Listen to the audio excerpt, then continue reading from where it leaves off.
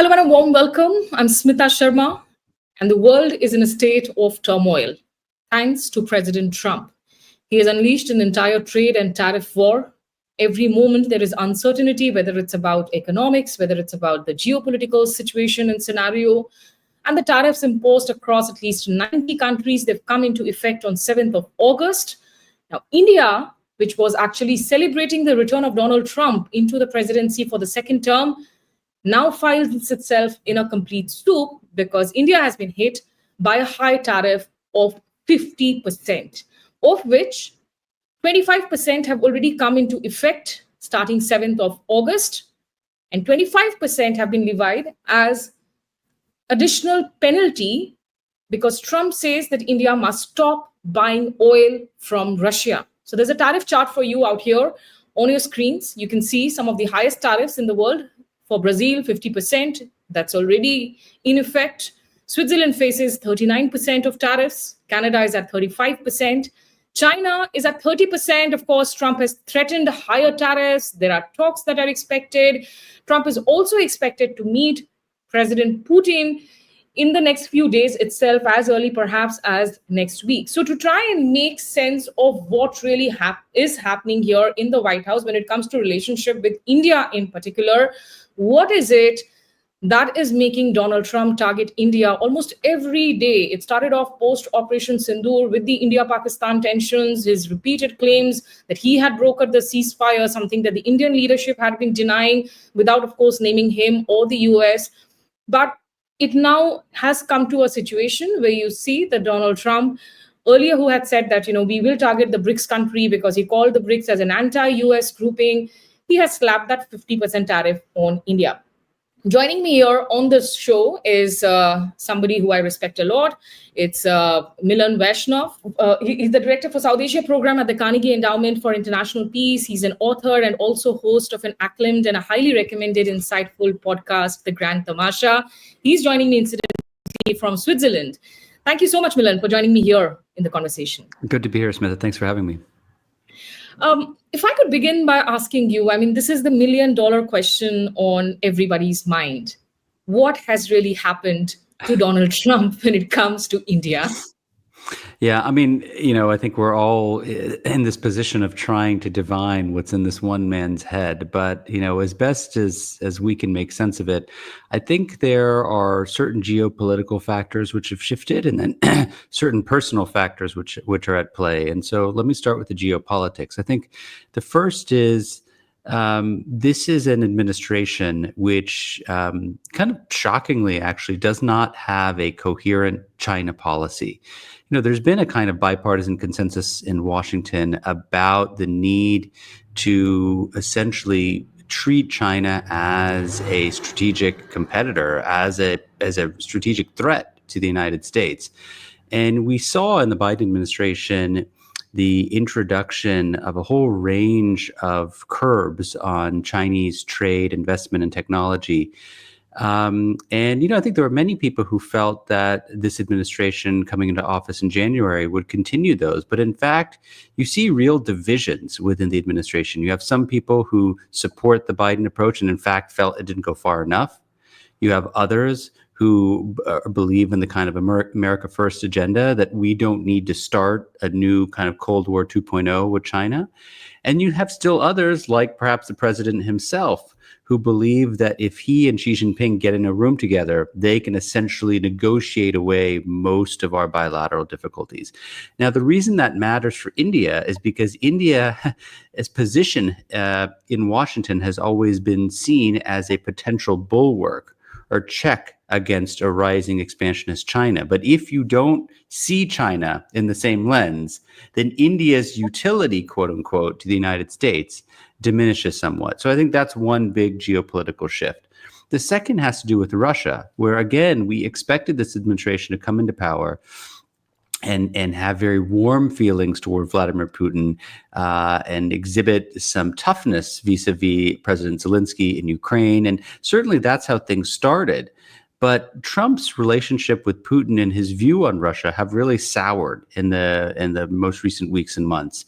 I think in part because Trump has been very frustrated that he hasn't been able to bring Vladimir Putin to the negotiating table and actually find a peaceful resolution of this now 3-year plus running war. And so India has become a very convenient tool for him to try to punish Russia, but also by punishing India, because he views India's purchases of Russian crude as essentially fueling the kind of Russian war machine, right? So I think that's what's happening on the larger global front. And then I think there's some personal factors having to do with the president himself. I don't think it's any secret that the president is somewhat miffed that Prime Minister Modi and the government of India have not, in his view, adequately thanked him for his willingness and ability, as he sees it, to bring the recent India-Pakistan conflict to an end. And whereas Pakistan has lavished praise on him, India, for its own rightful reasons, having to do with its history and its own politics, has not done the same. And I think that's something that's really stuck with the president. I don't think it's any coincidence that almost on a daily basis, he has brought up his role in the India-Pakistan ceasefire. I don't think that's a coincidence at all. Yeah, you laid out a lot of factors here, but when it comes to that targeting India with 25% extra penalty, these questions are being asked to Donald Trump as to, the biggest buyer at the end of the day is China. There are countries like Turkey that's also buying oil from Russia. The US itself continues to buy uranium, fertilizer, chemicals from Russia. And European Union, as of 2024, remained actually the third largest trading partner for Russia, if I'm not mistaken.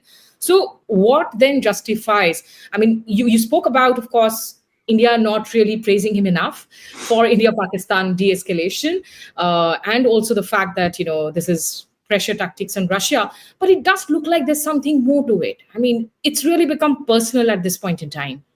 It certainly has that feel, and I find it very hard to find the rhyme or reason or logic in how he's treating India. I mean, this is a 25-year-long partnership that has been built on a consensus of Democrats and Republicans that India's rise is in America's own national interest. And, whether we had a George W. Bush or a Kamala Harris or a Mitt Romney or Barack Obama, basically all of those people were on the same page. In fact, even Trump in his first term actually sang from that sheet of music. But we're seeing a very different Trump, in part, I think, motivated by his own feeling of having no constraints or fewer constraints than he had in his first term. And if you look at the personnel around him, people who are not necessarily invested in the India relationship or the way that we've seen China in America to the same extent, right? So I think he is acting this way with India clearly because he feels he can get away with it. I mean, I don't think it's shocking that he is backing down from some of his China threats because, we've seen China, for instance, withdraw the export of rare earths, which have had a massive direct impact on, say, U.S. auto manufacturers. So I think he feels in his mind that India doesn't have the cards, and this is typically what a kind of geopolitical bully does, right? He picks on those that he feels are the weakest and can't fight back. Would you describe the tensions in the relationship currently as being comparable to the ones that we saw in the 70s with Nixon, Kissinger in place, the tensions that played out with Mrs. Indira Gandhi during the Bangladesh Liberation War, or 1998 when India faced those nuclear, for the sanctions from the Clinton administration for its nuclear tests? Yeah, I mean, it certainly feels like both of those periods. I think what's different, and many people have pointed this out, is, this seems so unpredictable. I think when India launched its nuclear tests in 1998, there was a understanding that, America might react in this way by slapping sanctions on India. But I think what's happened here is it's just a feeling of whiplash, right? I mean, this was a scenario in which Indian and American trade negotiators have been diligently working together for the past several months. In fact, I would go even farther than that. I would say India was one of the first to come to the negotiating table way back in February and March to say, look, we want to find an accommodation on trade. And I think what's even more galling to the Indian side is that, after you first slap a baseline set of 25% tariffs without even allowing the government of India to come back with a better offer or a new offer, you've then gone ahead and levied this additional 25% penalty, which, as you rightly pointed out in the introduction, India has 21 days before those take effect. But I mean, that's really coming and hitting hard and fast against a strategic partner that I don't think has a lot of rhyme or reason. And I think what we're seeing in India is those who have long felt that the U.S. is not trustworthy, is not a partner on which India should rely, those voices are given a lot of oxygen, and frankly, I think they're being proven right by the actions of this administration. I think just a couple of hours ago, Donald Trump was asked, because the U.S. trade negotiators, as you said, that he didn't even wait for India to come back with another offer. Now, within days, we have seen, of course, this turnaround. In July, we were expecting the completion, at least the wrapping of at least a mini agreement and a complete trade agreement by fall. The U.S. trade negotiators are now expected to come in only around, I think, 25th of August. And Donald Trump was asked if, basically it could help ease out the additional tariff. He said, no, let me first resolve these issues. I don't know what he meant. So it really looked like he wanted to talk about the other geopolitical aspects of it now before talking about the trade agreement with India. I mean, I did see those remarks. I mean, the way I interpreted them is that he would like the Russia oil issue to be addressed first before the other trade and tariff issues come into play. But I think we have to also kind of step back and realize that what this president says changes on a day-to-day basis, right? I mean, some of the language and threats he used against China were basically withdrawn within 24 hours. I mean, look at where he started on Mexico, and now he talks about his amazing relationship with Claudia Sheinbaum, the president of Mexico. So there's a mercurial quality to this president that I think we have to kind of take everything he says with a grain of salt. I think my sense is that India would have been quite willing to have a conversation about the import of Russian oil. I mean, we should remind our viewers that prior to 2022, India was not importing a lot of Russian oil, right? And in fact, it did so in part with the tacit understanding of countries like the United States, the European Union, that if India didn't import Russian oil, we were going to see spikes in the oil market, right? So the EU and America were able to switch suppliers. But as long as India stayed below this price cap that was issued, this was seen as not violating Western sanctions. And in fact, no less a figure than the former U.S. ambassador to India, Eric Garcetti, has said as much in a clip that's now kind of gone viral, right? So I think by making this public in the way that he has, it makes India's ability to maneuver, much, much more difficult. Having said that, I think India would be willing, provided that other suppliers could come online, to change its mix of crude imports, right? But it would need assistance with other partners to make sure that supply would actually be there. Yes, the Garcetti clip that you mentioned, I forgot to bring it up here, but if I was there at the Ananta Aspen Center when he was holding that interaction, and I asked one of those questions. Also, a subsequent interaction with another US Treasury official who had very clearly said that, because we had asked them that at the end of the day, it's the European markets and US, which is also buying the oil that India is purchasing from Russia, which not only stabilizes global oil prices, admittedly made by remarks from the US administration itself, but you're also buying that refined oil. And they had said that, once it's refined, it's not Russian oil. So it's a very sort of a convenient setup that paap aap karo, we will partake of the crime, but we will not call ourselves the criminals. It's literally, the weaponization of trade and an economics of convenience. Yeah, I think that's right. I mean, my guess is if you could get the Trump administration to respond to this on record, what they would say is that, well, that was a Biden administration understanding. We had nothing to do with that.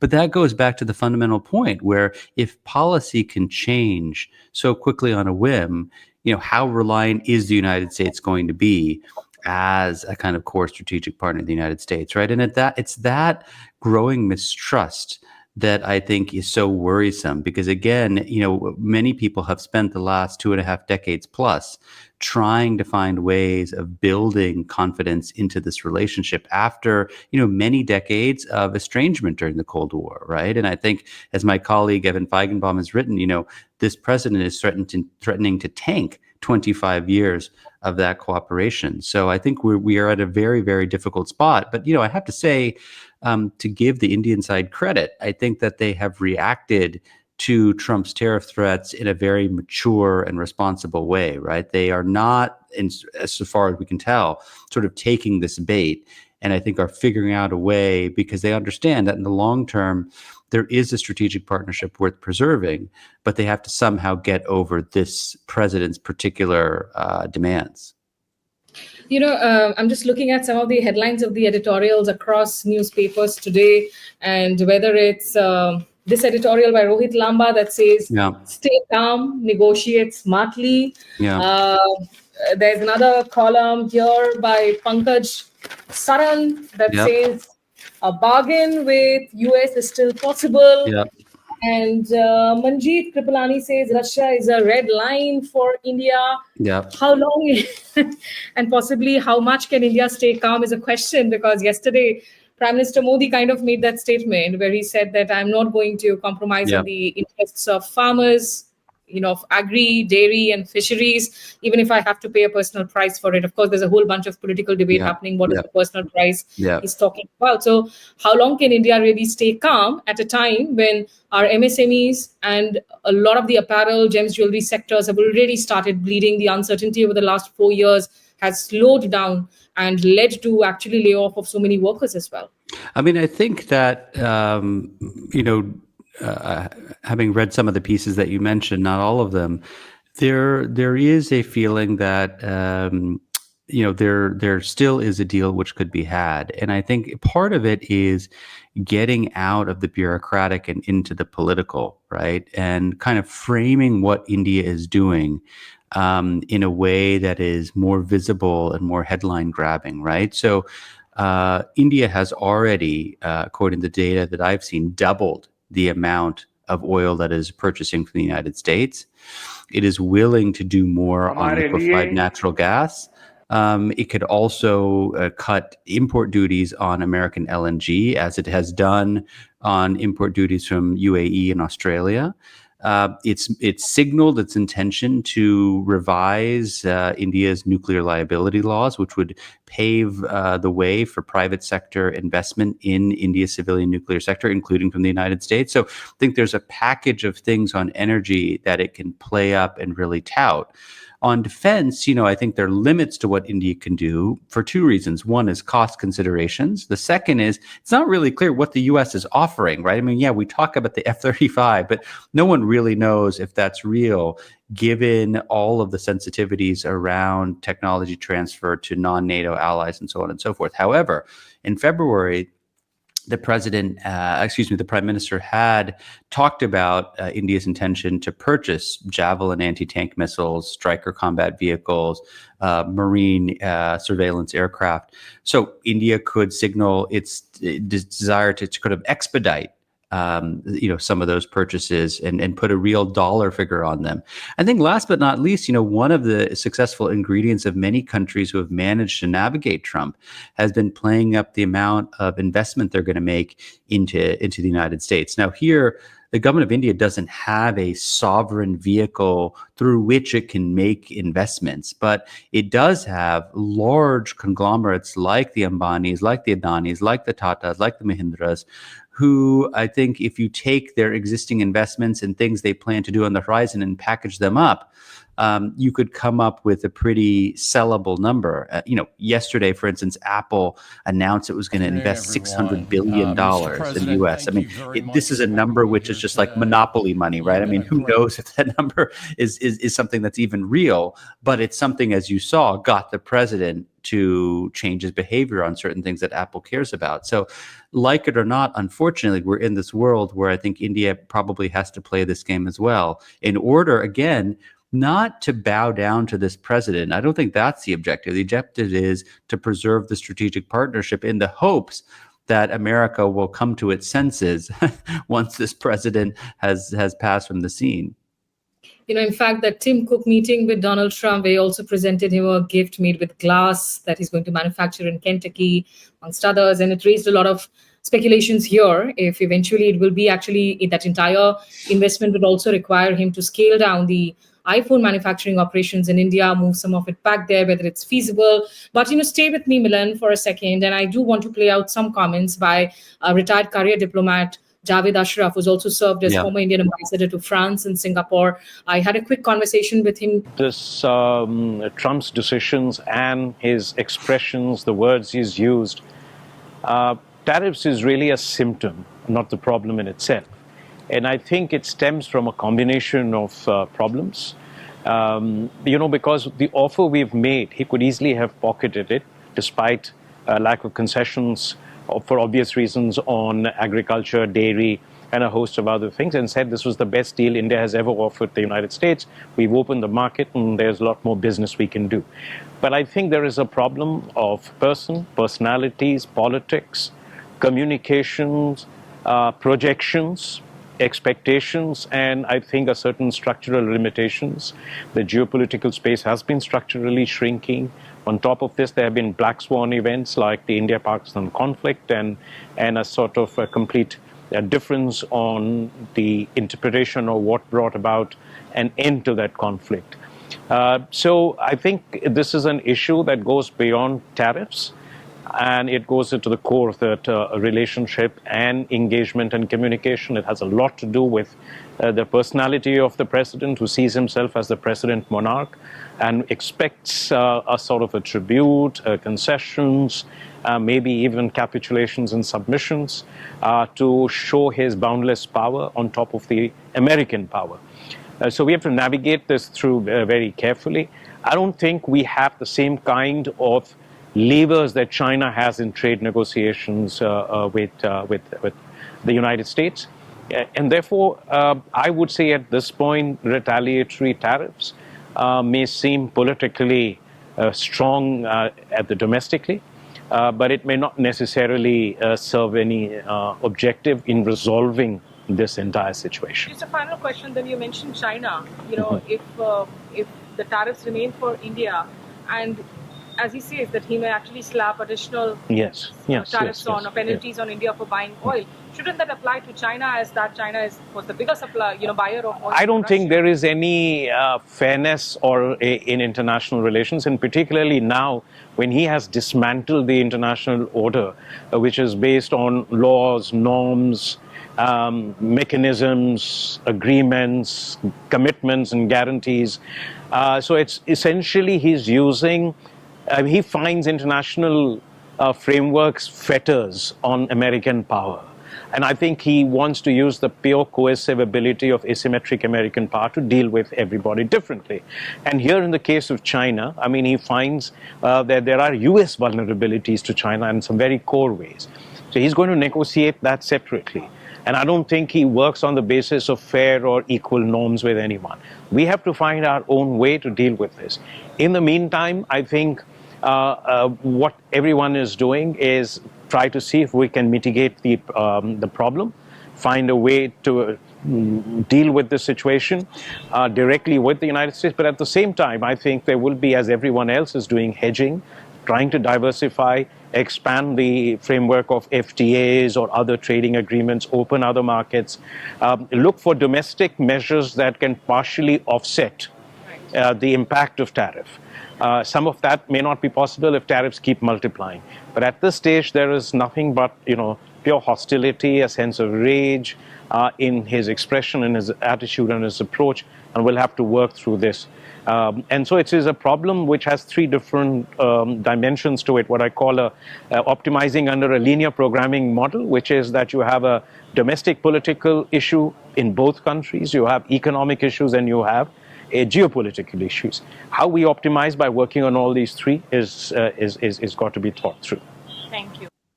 Milan, I think before I go to the last set of questions around China, I just wanted to also get a sense. You track India's political economy very closely. And while there is that sense that India really needs to go in for the big economic reforms pending for a while now, we saw a lot of this chatter even during COVID that, India, now is the time to decouple, and a lot of countries will decouple from China. That doesn't happen. That hasn't happened, and it's not going to happen overnight. India has not been able to step up on its manufacturing, supply chain issues, looking at new alternate markets where your apparels can go to, gents jewelry can go to. That's again not going to happen overnight. So would India also need maybe fresh eyes here for, fresh sets of hands for negotiations? Maybe the Indian negotiators right now are not being able to reach out the inner team who have the eyes and ears of Trump. Well, I mean, I think, one of the cliches which has been repeated throughout many opinion columns, which is not necessarily wrong, is that, this may require top level intervention from the prime minister himself, rather than treating this as a standard kind of bureaucratic driven trade negotiation, which I think is the way it should be. And I think India has followed the appropriate process. So I'm not faulting India for the way it's handled this. But I think if you look at how other countries have managed this, right, they've managed to take this out of just the purely bureaucratic and taken it to the political. Now, that doesn't guarantee success. Exhibit A is what's happened with the president of Switzerland, who's landed up in Washington, spent 24 hours, came back without a deal. And Switzerland's a country which has zero industrial tariffs on the United States, right? So it's not really clear what more Switzerland can really do. So it's certainly not a panacea, but I think it is something that is worth considering in terms of the prime minister's or more senior kind of political involvement. I mean, I think,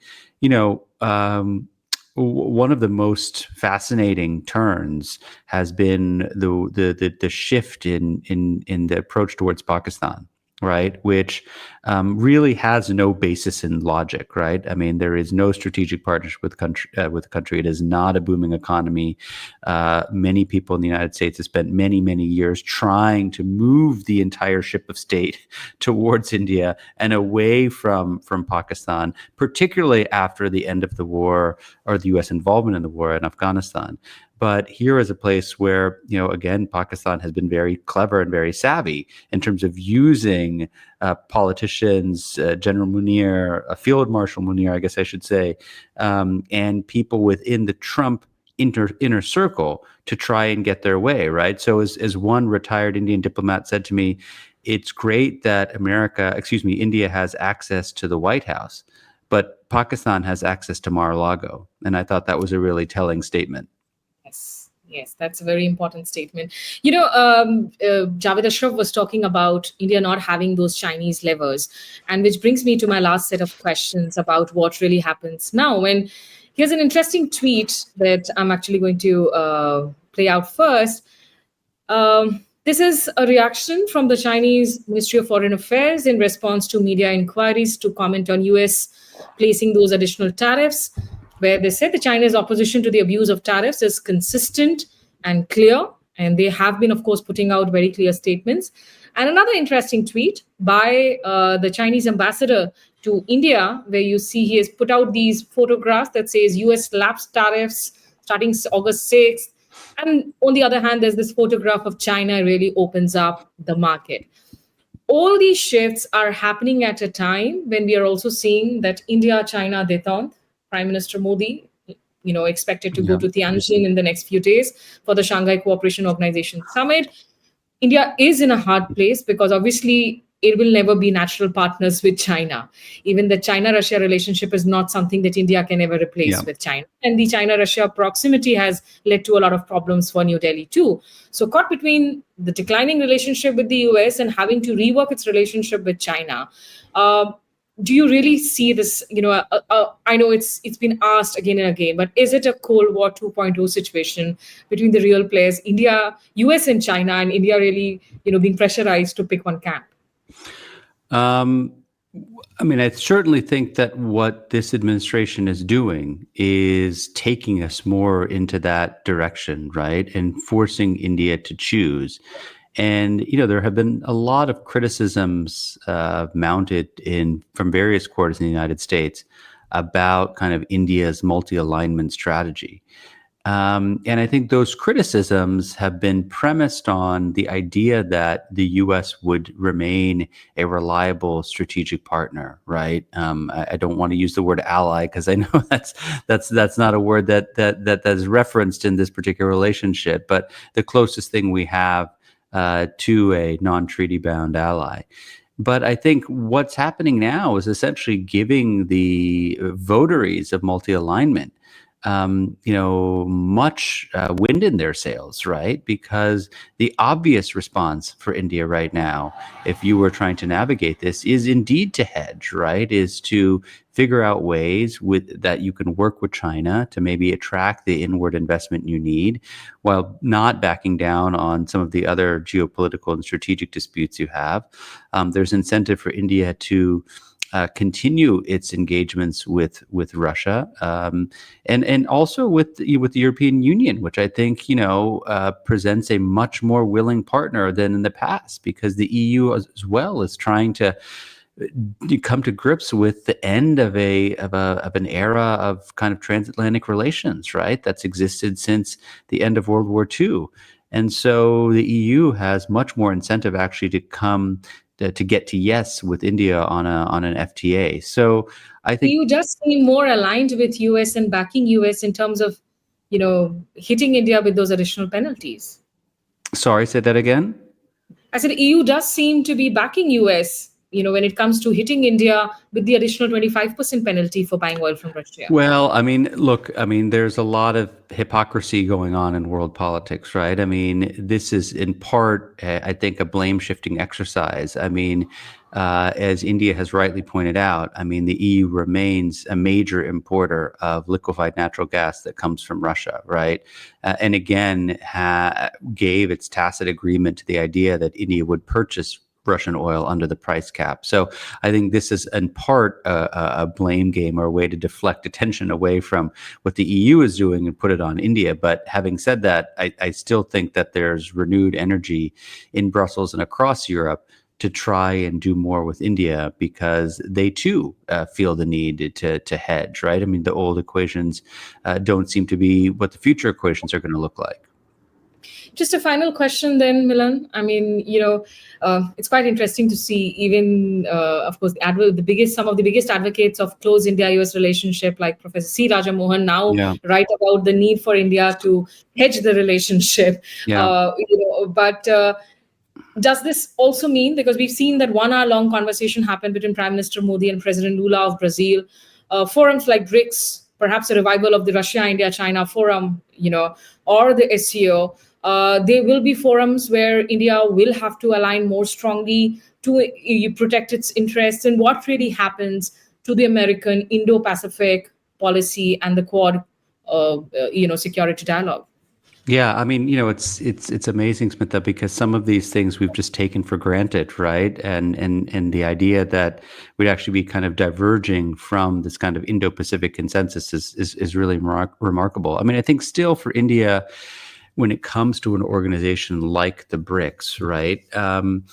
I think India has a decent degree of skepticism about what the BRICS might actually do. And there are fears as well about to what extent it's really a kind of Trojan horse for Chinese interests. But I think the Indian position is to use the BRICS instrumentally to kind of keep the pressure on Washington, right? And to make the point that there is an emerging alignment of emerging market countries which depart from the United States on a number of different issues, and that on at least some of those issues, right, India has more in common with those countries than with America, at least under the current approach.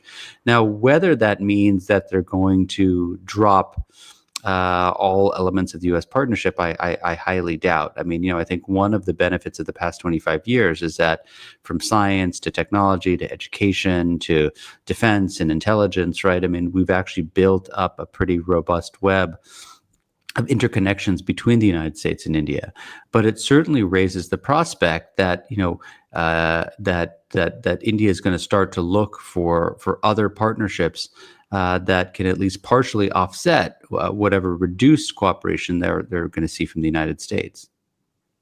Right. I really need to ask you this one last question, Milan, before I let you go. I know I've taken a lot of your time. In terms of the impact, and you have been doing a lot of surveys and policy papers on the issue on the legal migrants in the United States, the Indian immigrant community, the H-1B visa holders. Do you think Trump will target them in a much more harsher way going forward? Yesterday, there were talks about him signing an order for a census as well now. Yeah, I mean, I am not optimistic at all about the future of legal immigration and high-skilled immigration. I think that what we've seen in terms of the unprecedented moves against undocumented migrants and even questioning people who are, say, on green card status about their rights to be in the United States is a real warning sign. And I think if you really take seriously what people like Stephen Miller and Steve Bannon and others who are kind of part of the MAGA and Trump inner circle are saying, that H-1B visas are very much on the anvil. In fact, Stephen Miller gave an interview on the Sunday shows last weekend when the tariffs on India were raised, where he brought up explicitly the gaming, as he put it, of our immigration system. So I think this is something that India has every right to be concerned about. And I think it's my expectation that we are going to see curbs of some sort on legal immigration, whether that's by changing the rules, the H-1B program, limiting the number of H-1B visas, making it harder for H-1B visas to transfer to green cards, and so on and so forth.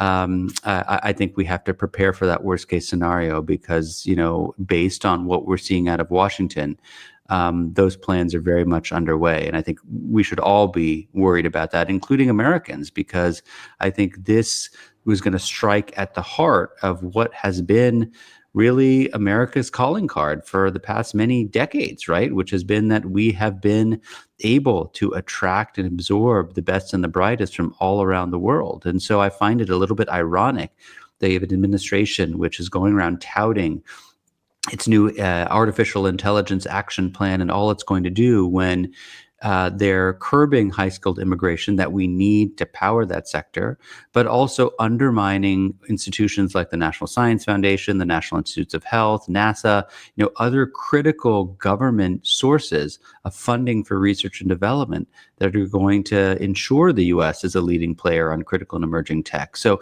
I think these things are fundamentally contradictory. And unfortunately, the beneficiary is going to be China, and the people who are going to suffer are the American people at the end of the day. Absolutely. The way things have been unfolding right now, I think Putin and Xi Jinping definitely have reasons to smile compared to others. But thank you so much, Milan Vaishnav, for all your insightful perspectives. And maybe I'll have you back again in another episode to talk about the diaspora issues in a little bit more details, and perhaps maybe for the upcoming Bihar elections too. The Indian political tamasha, Grand Tamasha, always fun to talk about. Thanks so much, Smita. Nice to be with you. Thank you. So Milan Vaishnav there, Senior Fellow, Director, South Asia Program at the Carnegie Endowment for International Peace. Do listen in, tune in to his Grand Tamasha podcast. Many thanks for joining us here. And that's all that I have for you in this edition. And we're trying to make sense of a tumultuous Trump administration. The chaos continues to unfold and is here to stay. And for India, definitely things are going to be challenging domestically, internationally, and even in terms of its diaspora within the United States. Thanks for watching.